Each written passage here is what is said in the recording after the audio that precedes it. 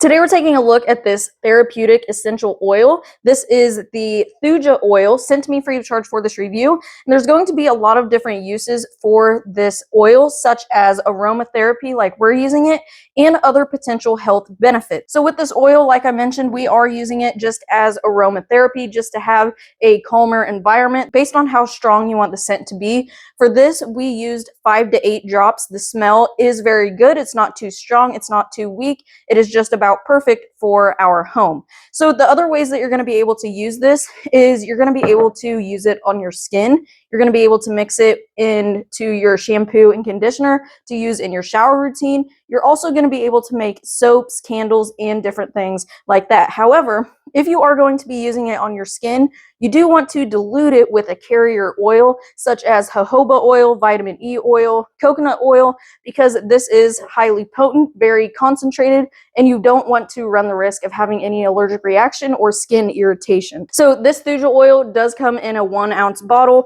does also come with a really nice dropper, so you get the perfect amount of oil in your water or in your carrier oil and things like that. This is also free of any preservatives or extra ingredients. So there is one ingredient, which is going to be the Thuja oil, and it is also cruelty-free, never tested on animals. So if you are looking for a different essential oil, whether you are looking for aromatherapy or if you are wanting to use it for health benefits, or if you're making your own soaps, candles, lotions, and things like that, this Thuja oil is definitely worth looking into, and I think you're really going to like the scent of it.